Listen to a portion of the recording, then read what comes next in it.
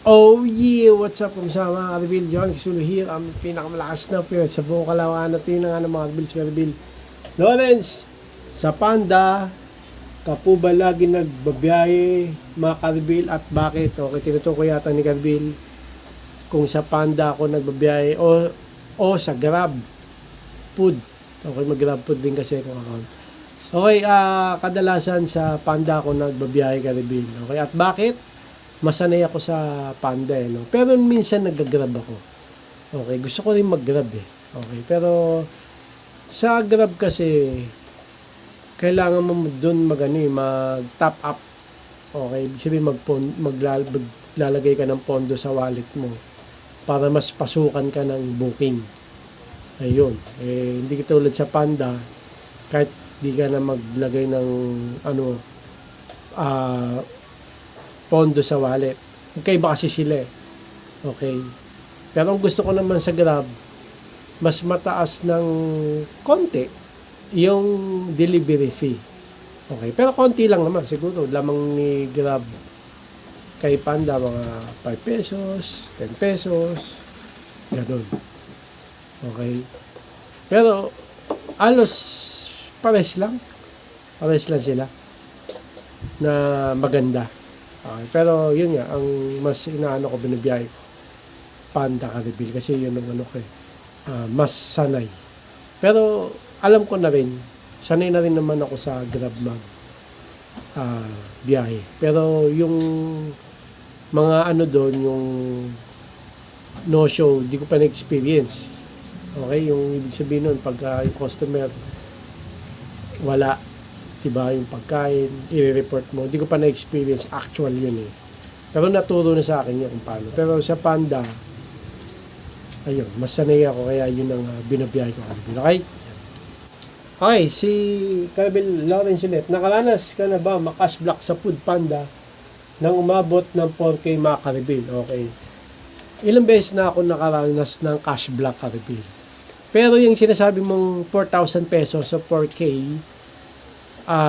huwag kang magpapaabot ng 4,000 pesos na makaka-cash block ka. Bakit? Kasi marirestrict ka, mawawala yung schedule mo. Okay, marirestrict ka lang naman, pero kailangan mo lang namang ibalik yung 4K na yon, yung binayad ng customer sa'yo.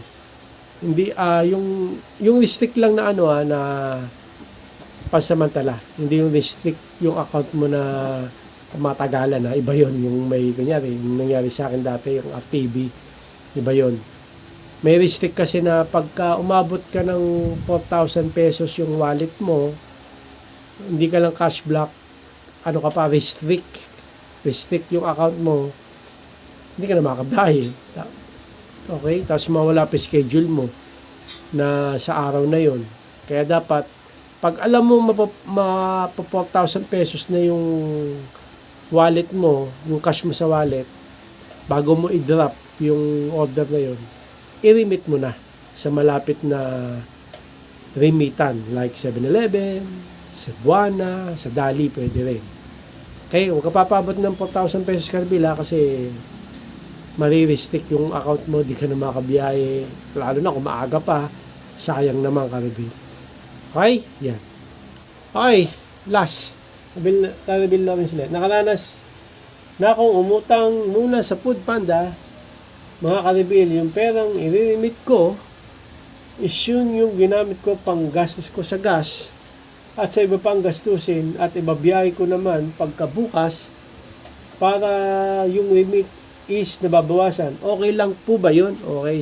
Yung tinutukoy ni Karabil, pag may nagbayad na customer, okay, puro Food Panda ito, pero usapan natin about sa Food Panda delivery rider biyahe. Okay. Tinutukoy ni Karabil, yung binayad ng customer sa kanya, kasi binabalik namin yun sa Food Panda, nire-remit namin, binabayaran namin sa 7-Eleven, pwede doon, Cebuana or Dali.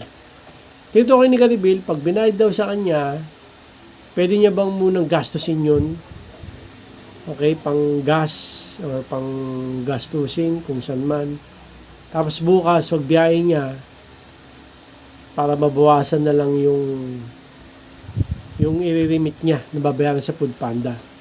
Okay, kung ano na, kung okay lang ba yun. Hindi ko pa na na gagawa yung ganun kasi ayokong gastusin yung sa Food Panda na pera eh. Yung ginagastos ko lang yung payment para sa akin ng Food Panda, yung delivery fee, yun lang yung ginagastos ko. Kasi pagka ginastos ko yung para sa Food Panda,